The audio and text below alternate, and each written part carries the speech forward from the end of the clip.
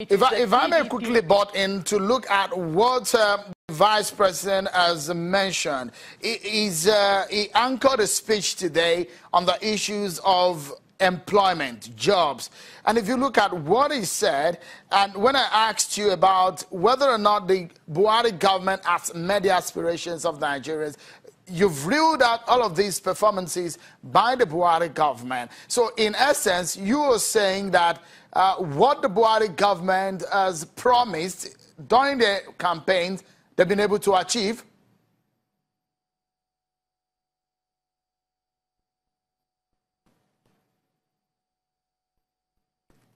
Okay, if I may throw the question back to you, if you can hear me now. The question is, the former vice president was talking about jobs and jobs, but I asked you earlier if the Buhari government is happy with its promises and its performance now. Are you saying that the government of the day has performed above the expectations of Nigerians? Nobody in any nation can perform above the expectations of the people, particularly in a nation that was on its knees. A lot needs to be done, and this government is doing a lot, and they continue to do a lot. As I have said, the problems were created over a period of 16 to 17 years, and no one would expect that all these issues will be sorted out in under 3 years. It's not done anywhere. So far, so good. But we know that a lot needs to be done, and this government is doing more. All right. Talking about doing more, what about jobs? This government has promised about 3 million new jobs every year. But from the statistics available, even the vice president, the former vice president, did mention that about 3 million jobs were lost in the last year or so.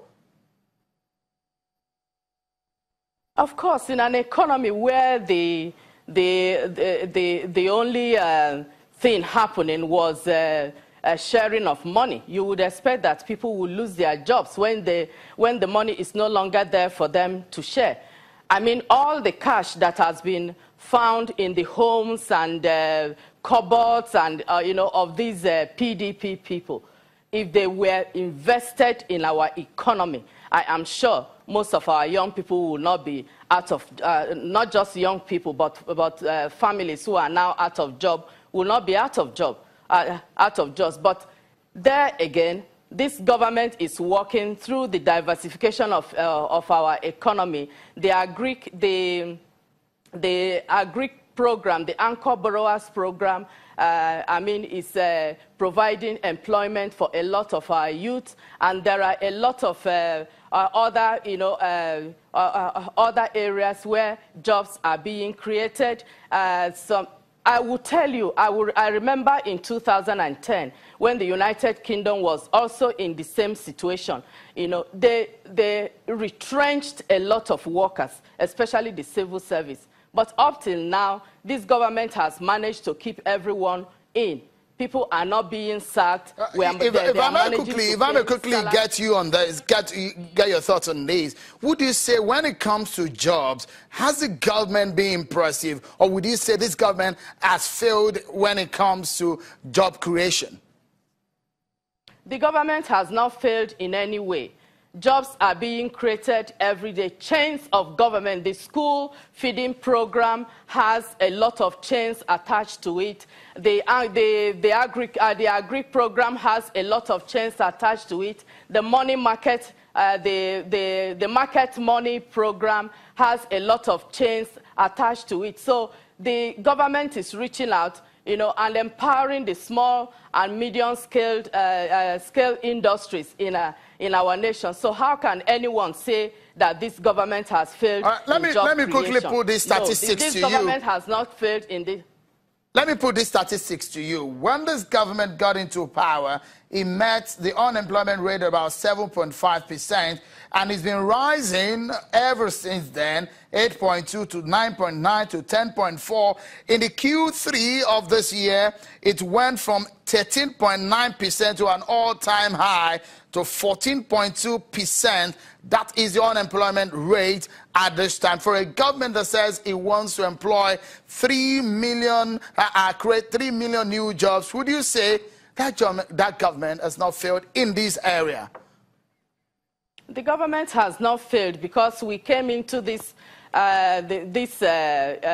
situation of oil falling flat on its face. We came into this situation of our foreign reserve being looted. We came into this situation of a mono economy that depended only on oil. So this government is doing the best it can with all this program, and it's also reaching out especially to the poor and the vulnerable amongst us. So I will not accept and I will not agree that this government has failed in the areas of job creation and looking after its poor and the vulnerable in our society.